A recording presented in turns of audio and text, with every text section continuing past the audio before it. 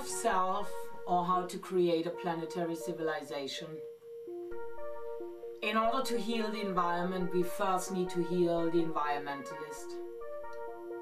Know thyself is the pathway for healing the earth. A key component for peace for all living beings here on this planet.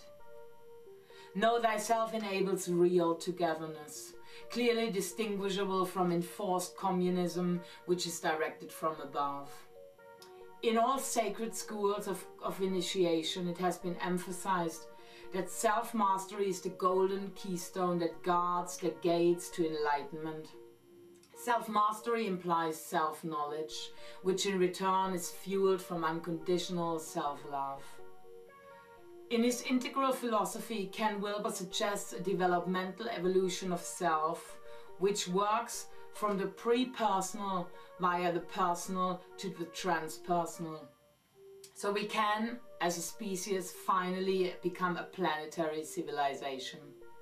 This, of course, resonates with the way how traditional community living, dependency and extreme individualism, independence, could, once we start extracting the best of both stages, be beautifully complementary.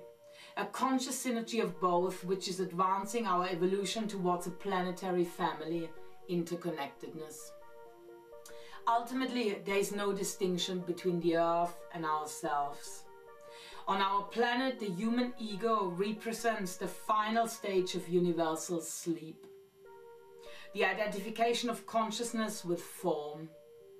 It was a necessary stage in the evolution of consciousness. From a global scale down to our very local scenarios, we are faced with huge psychological, social, economic and ecological damage that are created by our daily ego games and prostitutional power loops. We have lived for so long with so many crutches that we seem to have forgotten what it actually means to be fully individualized.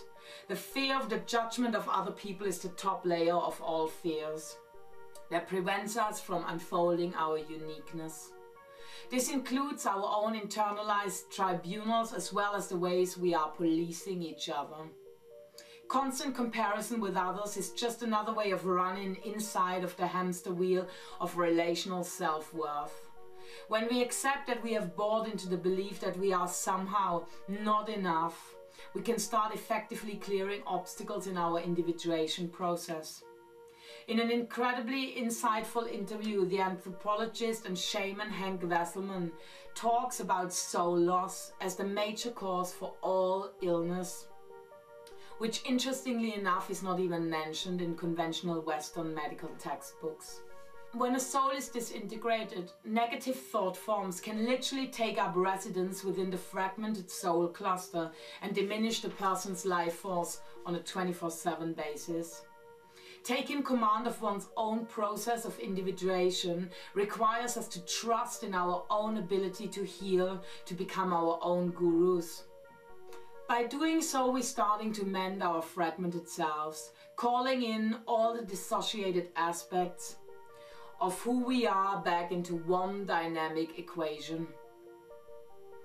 One of the most important stages here is the recognition of our hermaphrodite soul nature that couldn't care less about our strict labeling compulsions, but instead requires a courageous fusion of our so-called feminine and masculine parts. There can never be peace in this world as long as the vibrations of male and female, of men and women are at war with each other. The feminine principle has a long-standing association with being receptive, with feelings, with chaos, with nature, with creativity, with cooperation and nurturing. All of these values have to come back as directive players in the games of life so that true equality can be established between all life forms. Real communication is only possible between equals. The connection with life itself has to come from within us.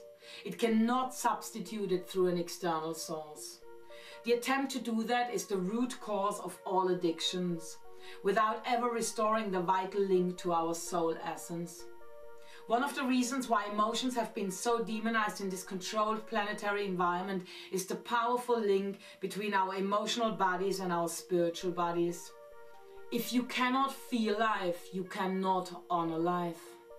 In the same way as we are healing our internal wounds by acknowledging the presence of our neglected parts, this synergized inner union will naturally extend itself and heal the earth at large.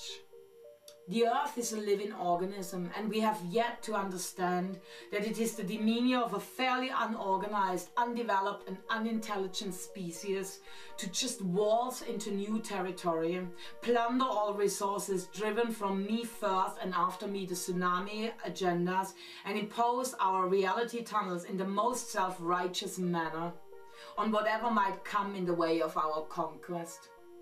At this critical stage of our evolution, it is absolutely vital for any viable community, small or large, to be sustained by self-empowered individuals, anyone who has moved out of oppressive states of dependency into a more healthy, integrated, self-loving state of independence will naturally start radiating this vibration of love and care towards their immediate environment. We naturally attune to the interdependent fabric of the universe when we are starting to weave together the internal threads of our unique divinity. The greatest gift we can give to this planet is to become the grandest version of who we are, so our personal power can become a resonant vehicle for global change. Changing the resonance of yourself will impact the resonance of your environment, will impact the resonance of the whole world.